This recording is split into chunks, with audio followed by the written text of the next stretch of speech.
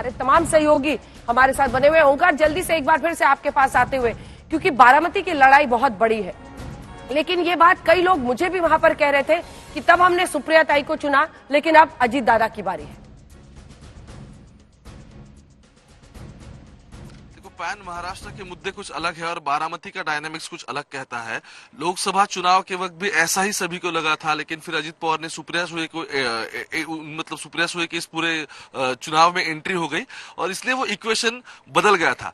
लेकिन पिछले 3-4 महीने में अजित पवार का अगर हम ब्रांडिंग देखें तो उन्होंने सबसे पहले ये कह दिया है कि पिछली बार मेरी गलती हुई थी जब मैंने सुनेत्रा पवार को चुनाव में उतारा था और ये गलती मैं एक्सेप्ट करता हूं और मुझे माफ कर दो, ऐसा अजित पवार ने कहा था।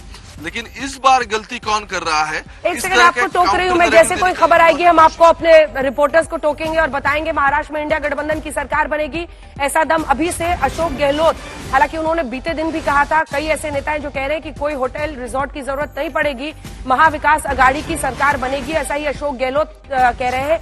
2 पूर्व मुख्यमंत्रियों को पर्यवेक्षक बनाया गया है महाराष्ट्र में, अशोक गहलोत, भूपेश बघेल को। दोनों ही आप देखें तो दिग्गज क्षत्रप नेता, मतलब अगर आप रीजनल तरीके से देखें तो एक राजस्थान में, एक छत्तीसगढ़ में। हालांकि बीता चुनाव दोनों ही 24 लोकसभा चुनाव के पहले हार गए थे, लेकिन 2 पूर्व मुख्यमंत्रियों को पर्यवेक्षक बनाया गया है महाराष्ट्र में। उनमें से एक अशोक गहलोत क्या कह रहे हैं आज सुनिए।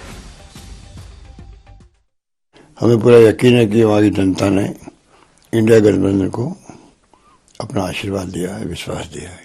हमने तो आश्वस्त दिए हैं, पूरे हमारे कार्यकर्ताओं में उत्साह है। सब इंडिया गठबंधन ने सबने मिलकर चुनाव लड़ा, एकजुट रहे और माहौल भी हमारे पक्ष में है। तो हमें उम्मीद है कि सरकार बनेगी, कांग्रेस गठबंधन की बनेगी। पहले अशोक गहलोत का दावा आप देख रहे हैं। अशोक गहलोत ये कह रहे हैं कि हमें किसी की जरूरत नहीं पड़ेगी, कोई मामला इधर उधर का नहीं होगा, महाविकास अघाड़ी की बन रही है सरकार। यानी अभी से पर्यवेक्षक 2 जो वहां पर तैनात कर दिए गए हैं ओंकार, ये भी बहुत कुछ कहता है। अब सवाल यह है कि अपने विधायकों के जाने का डर ही तो वजह है ना, कि संजय राउत कह रहे हैं कि हम उनको होटल में, जो जीत रहे हैं उनको होटल में हम रोकेंगे, अभी से हम इंतजाम कर रहे हैं। वहीं दूसरी तरफ शरद पवार कह रहे हैं कि जब तक आपको हाथ में पत्र नहीं मिलता है तब तक अपने अपने काउंटिंग सेंटर से हटिएगा मत। ओंकार, एग्जैक्टली देखो, होटल पॉलिटिक्स महाराष्ट्र चुनाव का कभी इससे पहले कभी ट्रेडिशन नहीं रहा है। इससे पहले महाराष्ट्र में इस तरह की परंपराएं नहीं थी। पिछले 5 सालों में यहाँ का जो डायस एक पिछले 5 सालों में शिफ्ट हो गया है। उसी के बाद अब महाराष्ट्र में ये होटल बुक करना या फिर सब विधायकों को साथ में रखना, उनके मतलब पिछली बार तो उनके फोन तक निकाले गए थे ताकि वो किसी को कांटेक्ट ना कर पाए। और इसीलिए हम गहलोत या फिर यहाँ पे भूपेश बघेल हो, इन दोनों को महाराष्ट्र के एज अ सुपरवाइजर उनकी नियुक्ति की गई है। दिल्ली से ये दिखाई दे रहा है। जैसे हम बात कर रहे थे, शरद पवार को भी ये लगता है कि एन मोमेंट पे कुछ यहाँ गड़बड़ी हो सकती है, क्योंकि अब सत्ता उनके पास नहीं है। सत्ता का दुरुपयोग करना जिसे कहते हैं, तो वो कुछ हो सकता है। इसलिए शरद पवार ने ये स्मार्टली स्टेटमेंट कर दिया और उसमें कहा कि जब तक पूरी काउंटिंग ना हो तब तक आप वहां डटे रहिए काउंटिंग बूथ पे। और इससे पहले भी जब बारामती का चुनाव हो रहा था तभी भी जब वोटिंग बूथ थे वहां भी शरद पवार ने अपने खुद के जो वहां के कार्यकर्ता है उन्हें डटे रहने के लिए आह्वान किया था। जैसे मैं पहले बोल रहा था कि बाकी का महाराष्ट्र, वेस्टर्न महाराष्ट्र और बारामती, इन तीनों की लड़ाई कुछ अलग डायस पे चली जाती है। क्योंकि लोकसभा के बाद अजित पवार ने उनके सभी मतदारों से कहा था कि अब मैं माफी मांगता हूं, ये मेरी गलती थी। लेकिन अब गलती कौन कर रहा है, इस तरीके का काउंटर नैरेटिव देने की कोशिश की और वो शरद पवार के खेमे में वो गेंद डालने की कोशिश की।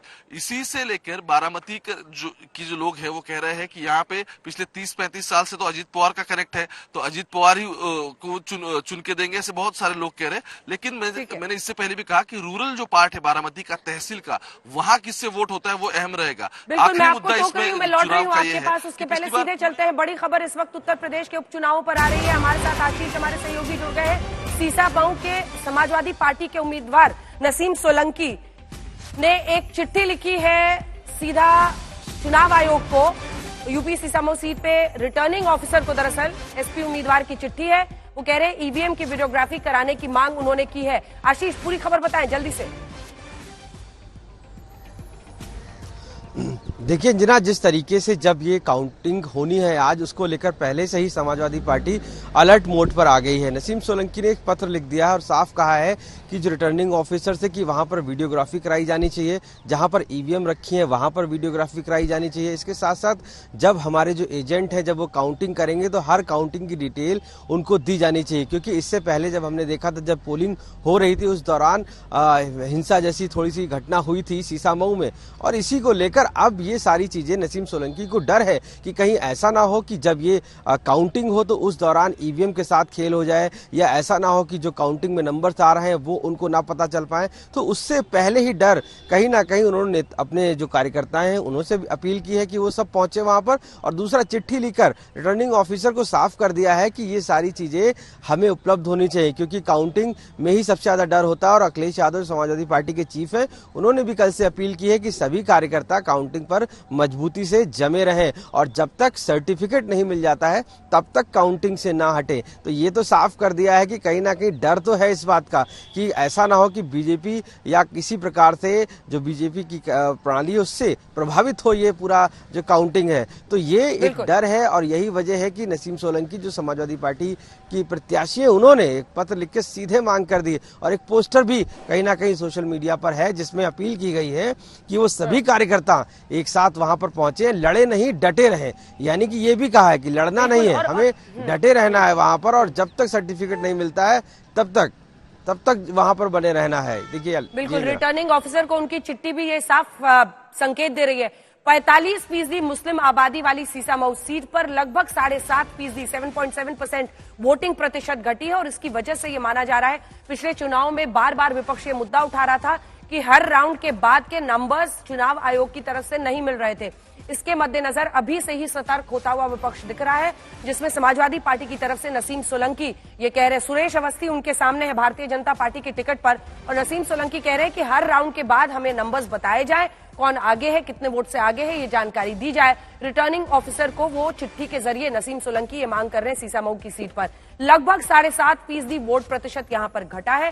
हालांकि 2014 में भी अगर आप देखेंगे तमाम 11 सीटों पर उस वक्त उपचुनाव हुआ था, तब भी वोटिंग परसेंटेज काफी घटा था, लेकिन समाजवादी पार्टी को इसका फायदा मिला था और वो लगभग 8 सीटें 11 में से जीत पाए थे, 3 बीजेपी की झोली में गई थी। सीसामऊ की सीट में 45% मुस्लिम आबादी है। अगर इस बार के उपचुनाव को आप देखें, 4 मुस्लिम उम्मीदवारों को अगर समाजवादी पार्टी ने उतारा है, तो इसी के साथ कुंदरकी की सीट है जहां पर 60% मुस्लिम मतदाता है। आइए जल्दी से आपको दिखा देते हैं यूपी में काउंटिंग के पहले क्या दावे हो रहे हैं, सुनिए। प्रचंड बहुमत के साथ जीत रही है। सभी जगह हमने प्रवास किया है और सब लोगों का मानना है कि माननीय मोदी जी की गरीब कल्याण योजना जन जन तक पहुंची है। लोगों का भरोसा बीजेपी पर लगातार बढ़ रहा है। निगेटिव नैरेटिव जो सपा गठबंधन ने लोकसभा चुनाव में सेट किया था, उनकी पोल खुल गई है, कलाई खुल गई है। अब सब लोग कमल को जिताने का मन बना। प्रतिशत के हिसाब से देखेंगे तो 100% समाजवादी पार्टी इंडिया गठबंधन जीतने जा रहा है, और सीटों का हिसाब किताब देखोगे तो 9 की 9 सीटें गठबंधन समाजवादी पार्टी जीतने जा रही है।